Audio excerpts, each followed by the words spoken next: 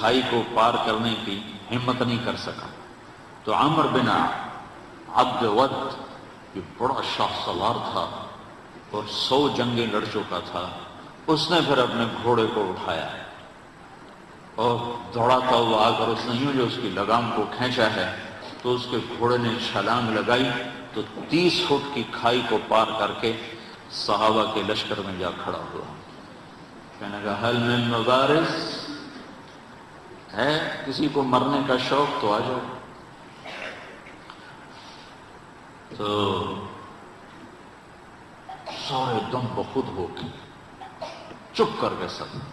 حضرت علی کی عمر تھی 21 سال، وہ کھڑے ہو گئے، یا رسول اللہ میں جاتا ہوں۔ ہم کہا بیٹھو، یہ عمر ہے عمر۔ اس نے پھر کہا ہے کسی کو جنت میں جانے کا شوق جس جنت کے دعوے کرتے ہو؟ تو کوئی نہیں کھڑا ہو۔ حضرت علی کھڑے ہو، یا رسول اللہ میں جاتا ہوں۔ ہم نے کہا بیٹھو، یہ عمر ہے عمر۔ پھر تیسری دفعہ اس نے کہا کدھر گئے تمہارے جنت کے شوق؟ تو پھر حضرت علی کھڑے ہو گئے، کہا یا رسول اللہ مجھے بھیجیے۔ کہا یہ عمر ہے؟ کہا عمر ہے تو کیا ہے، مجھے بھیجیں تو سچ۔ تو اچھا کہا جاؤ، پھر ان کے لیے دعا کی۔ تو یہ بچے سے وہ 100 جنگیں لڑا ہوا۔ تو حضرت علی شعر پڑھا کرتے تھے، انا الذی سمتنی امی حیدرا کلیس غابات کریہ المنظرا وفیہم بالصاعقیل السندرا۔ میں وہ ہوں جس کا نام اس کی ماں نے حیدر رکھا ہے۔ شیر جو جنگل کا بڑا شیر شہنشاہ ہوتا ہے اور میری تلوار ناپ تول کے کھوپڑیاں توڑتی ہے۔ تو جب وہ آئے نا تو اس نے پہچانا ہے، کہنے لگا کون ہو؟ کہا علی۔ کہا بن عبد مناف؟ وہ پیچھے لے گئے، کہنے بن ابی طالب۔ او بھتیجے تو کہاں سے آ گیا؟ میں نہیں تمہیں قتل کرنا چاہتا۔ وہ اتنا مطمئن تھا، کہا میں نہیں تمہیں قتل کرنا چاہتا۔ کہا چاچا میں تو تمہیں قتل کرنا چاہتا ہوں۔ تو اس کو اتنا غصہ آیا، اس نے گھوڑے سے چھلانگ لگائی اور علی پہ ایسا جارحانہ حملہ کیا کہ علی کو پیچھے دھکیل دیا۔ تو غبار اٹھا، دونوں غبار میں چھپ گئے۔ تو اللہ کے نبی نے ہاتھ اٹھایا، یا اللہ علی کی مدد فرما۔ تو اس نے تھوڑی دیر کے بعد اس نے جو وار کیا جو سر پہ لگا حضرت علی کے ترچھا اور کندھے پہ آ کے لگا، کندھا زخمی ہو گیا۔ تو اتنے میں حضرت اللہ کے نبی کی دعا ہوئی، یا اللہ علی کی مدد فرما۔ تو حضرت علی نے بڑھ کے وار کیا، اس نے ڈھال پہ روکا، وہ ڈھال کٹ گئی، سیدھا اس کی کھوپڑی پہ لگا اور 2 ٹکڑے ہو کے نیچے گر گیا۔ تو آپ کو اقتحام کے ساتھ یہ واقعہ سنا ہے۔ اقتحام، گھاٹی کو پار کرنا کوئی آسان کام ہے؟ پھر اللہ کہتا ہے وما ادراک ما العقبہ، وہ کون سی گھاٹی ہے جو میں تمہیں چھلانگ لگوانا چاہتا ہوں؟ یہ تعبیر قرآن میں صرف ایک جگہ آئی ہے اور اس عمل کے لیے آئی ہے جو میں بتانے لگا۔ فلاقتحم العقبہ، یہ لاہور والوں کو شوق کیوں نہیں ہے گھاٹی کو پار کرنے کا؟ وما ادراک ما العقبہ، خوش خبر بھی ہے، کیا ہے وہ گھاٹی؟ فک رقبہ، یہ کام یہ کرنا ہے۔ فک رقبہ، جن کی گردنیں پھنسی ہوئی ہیں ان کی گردنوں کو آزاد کرانا۔ کوئی قرضے میں پھنسا ہوا ہے، کوئی سود میں پھنسا ہوا ہے، کوئی بیماری میں پھنسا ہوا ہے، کوئی فقر میں پھنسا ہوا ہے، کوئی غلامی میں پھنسا ہوا ہے۔ فک رقبہ، گردنوں کو آزاد کرانا۔ او اطعام فی یوم ذی مسغبہ یتیما ذا مقربہ او مسکینا ذا متربہ۔ کیا خوبصورت تعبیر، گردنیں آزاد کروانا، غریبوں پہ خرچ کرنا۔ جب مالدار لوگ صرف خواہشات کے غلام بن جاتے ہیں تو غریبوں کی عزتیں نیلام ہو جاتی ہیں۔ جب زکوٰۃ بند ہوتی ہے اور اللہ کے نام کا خرچ بند ہوتا ہے تو غریبوں کی عزتیں نیلام ہو جاتی ہیں۔ فک رقبہ،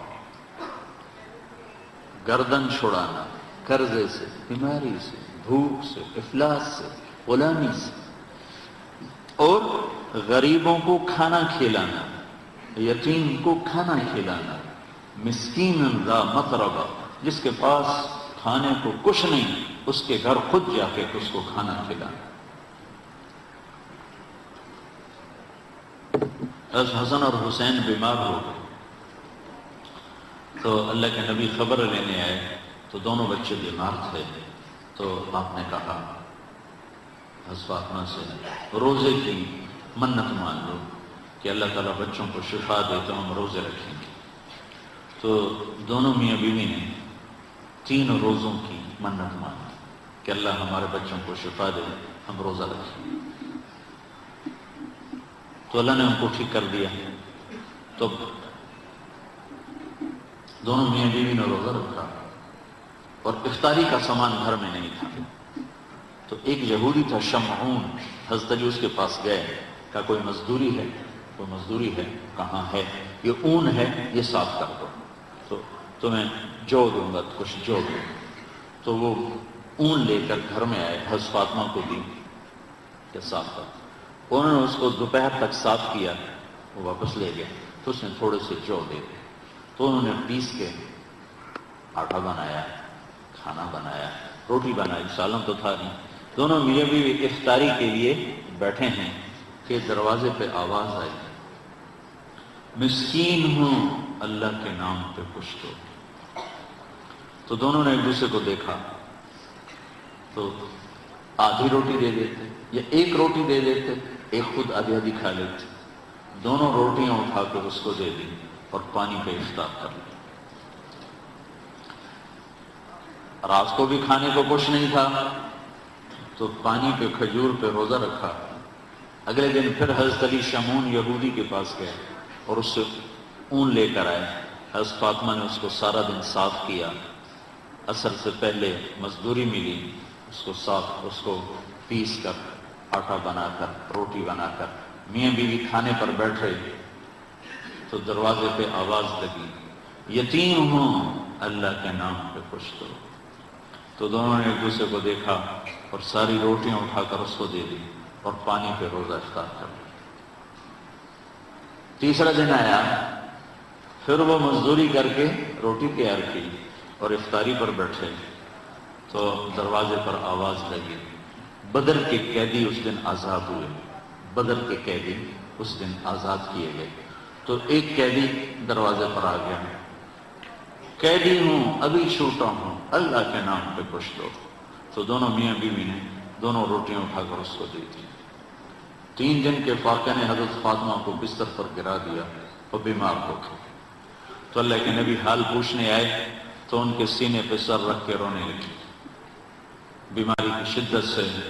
تو یہ ان آنسوں نے جو آسمان میں ہلچل مچائی، جبریل قرآن لے کر اترا، وَيُطْعِمُونَ الطَّعَامَ عَلَى حُبِّهِ مِسْكِينًا وَيَتِيمًا وَأَسِيرًا إِنَّمَا نُطْعِمُهُمْ لِوَجْهِ۔ پوری آپ کو سنو پیچھے سے، اللہ نے کیا عزت بخشی۔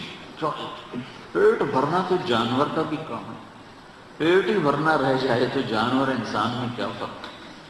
ان الابرار یشربون من کاس کان مزاجها کافورا عینا یشرب بها عباد اللہ یفجرونها تفجیرا۔ یہ میرے بندے ایک دن آنے والا ہے وہ پیئیں گے جس کا انہیں تصور بھی نہیں، کافوری شراب پیئیں گے۔ پھر اب ان کی ویوفون بالنذر، اپنی نظر کو پورا کرتے، وہ منت کا بڑا، اپنی نظر منت کو پورا کرتے ہیں۔ یوفون بالنذر ویخافون یوما کان شرہ مستطیرا، اور آخرت کے دن سے ڈرتے ہیں۔ اب ان کی یہ صفت ہے، وَيُطْعِمُونَ الطَّعَامَ عَلَى حُبِّهِ مِسْكِينًا وَيَتِيمًا وَأَسِيرًا۔ یہ خود بھوکے ہوتے ہیں، عَلَى حُبِّهِ، خود بھوکے ہوتے ہیں اور کھلاتے ہیں مسکینوں کو، یتیموں کو اور قیدیوں کو۔ اور پھر ان کی اخلاص کی اللہ نے گواہی دی، انما نطعمهم لوجه اللہ لا نريد منكم جزاء ولا شکورا۔ اللہ ان کے اخلاص کا گواہ بن رہا ہے کہ یہ کہہ رہے ہیں کہ ہم صرف اللہ کو راضی کرنے کے لیے کھلا رہے ہیں، ہم کوئی آہ واہ نہیں چاہتے۔ انا نخاف من ربنا یوما عبوسا قمطریرا، ہمیں اس دن سے ڈر لگتا ہے جس دن، جو دن بڑا خوفناک ہے، بتناک ہے۔ پھر اللہ نے آگے بشارت دی، فوقاهم الله شر ذلك اليوم ولقاهم نضرة وسرورا جزاهم بما صبروا جنة وحريرا متكئين فيها على الأرائك لا يرون فيها شمسا ولا زمهريرا ودانية عليهم ظلالها وذللت قطوفها تذليلا۔ آگے تک یہ قرآن اترا کہ اللہ تعالیٰ کہ جبریل آ گئے پیغام دے کر کہ علی و فاطمہ کا یہ عمل ایسا پسند آیا ہے کہ عرشوں پر بھی دھوم مچ گئی ہے۔ اور یہ سورہ دہر کی آیات کو اتارا گیا کہ میرا رب ان کے اس عمل پر ایسا خوش ہوا ہے کہ خود کھانا خود جمع کرنا کون سی بڑی بات ہے۔ ایک مہمان آیا اللہ کے نبی کہ یا رسول اللہ بھوکا ہوں۔ آپ نے فرمایا بھائی اس کی مہمانی کون کرے گا؟ ابو طلحہ کہنے لگے میں کروں گا۔ تو ان کو لے کر گھر آئے، اپنی بیوی سے پوچھا کھانے کو کچھ ہے؟ کہنے لگی بچوں کے لیے کچھ رکھا ہے، تیرے میرے لیے بھی کچھ نہیں ہے۔ کہا اچھا بچوں کو سلا دو، پہلا کو سلا دو اور کھانا رکھو، اور جب مہمان اور ہم بیٹھ جائیں تو چراغ بجھا دینا اور ہم منہ ہلاتے رہیں گے اور ہمارا مہمان پیٹ بھر کے کھا لے۔ تو بچوں کو سلا دیا، بھوکے بھوکے سلا دیا، اور خود دسترخوان پر بیٹھے تو ان کی بیوی چراغ ٹھیک کرنے کے بہانے جا کر چراغ کو بجھا دیا اور دسترخوان پر بیٹھ کر ایسے منہ ہلاتے رہے اور مہمان کھاتا رہا، اس کا پیٹ بھر گیا۔ جب یہ صبح مسجد میں پہنچے نماز میں تو قرآن پہلے اتر چکا تھا اور میرا رب فرما رہا تھا وَيُؤْثِرُونَ عَلَىٰ أَنفُسِهِمْ وَلَوْ كَانَ بِهِمْ خَصَاصَةٌ۔ میرے کچھ بندے ایسے ہیں جو خود بھوکے رہ کر اور